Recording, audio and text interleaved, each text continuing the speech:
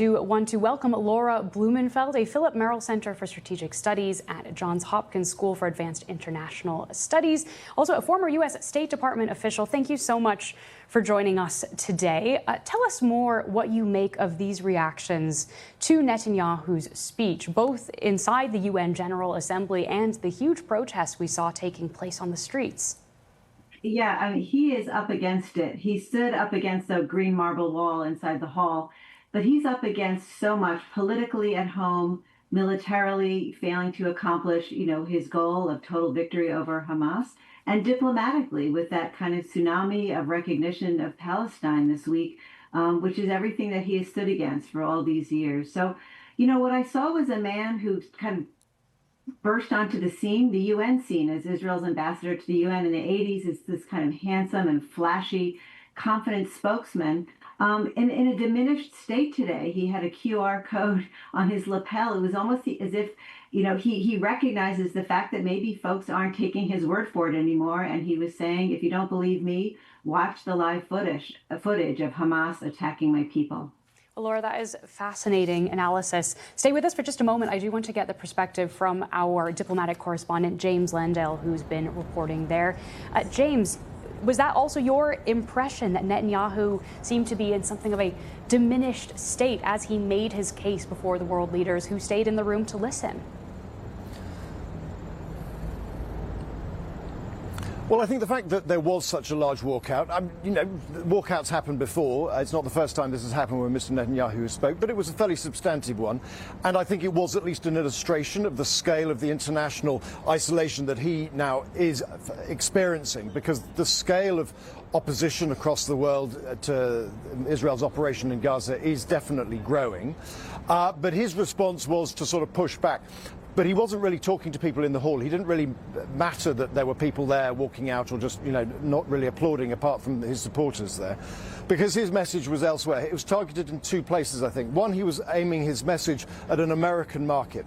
I think he's aware that support for Israel's operations in America are declining, they're weakening and they're softening, and he wanted to remake the case. So there was a lot of support for Donald Trump, but there was also a lot of references to the American experience. In other words, a lot of references to 9/11 and saying, look, America would never allow Al-Qaeda to have a state 1 mile away from New York, where I am now, so why should he have a Palestinian state?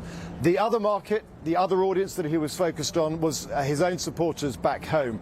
All the sort of the stunts and the marker boards and the broadcasting his speech live in loudspeakers to Gaza, all of that was him showing his supporters back home in his domestic political constituency how he's making the case for the war to his opponents overseas.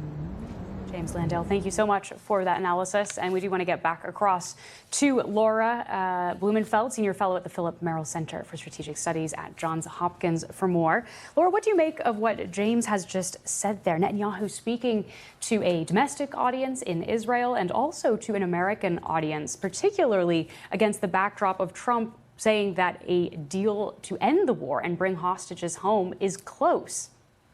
Well, he responded rhetorically as he does militarily, which is, offense as defense. He goes on the offense. He was attacking Europe, calling them weak appeasers, certainly kind of triggering World War II analogies, which would go right along with actually his most important audience, which is an audience of one, and that's Donald Trump, who stood in front of the UN and told the European countries, your countries are going to hell. So I think today was about speeches. Next week is substance. He's sitting down with the president in the Oval Office, and that's where he's really going to kind of face his quote unquote maker. These days between the Jewish holiday of Rosh Hashanah and Yom Kippur are called the days of repentance. And there's no remorse from Netanyahu today, but we'll see what happens once, Trump stares him down. And how serious do you think it, or how likely rather, do you think it is that we would see some kind of deal coming to fruition on Monday? Well, I think that there are some important sticking points. I learned the hard way when I worked on the Israeli-Palestinian negotiating team at the State Department that Netanyahu will not let go of the security piece. When we went into negotiations under President Obama, he told us from the start, there were some areas for compromise, but not on security. His nickname, after all, was Mr. Security. So I think if the expectation is that Israel is going to completely withdraw and give the PA, the Palestinian Authority, responsibility for security as in addition to political control, that's kind of a no-go for Netanyahu. So we'll see what Trump expects from him. I know that the Arab side, the Palestinian side, is pushing for that.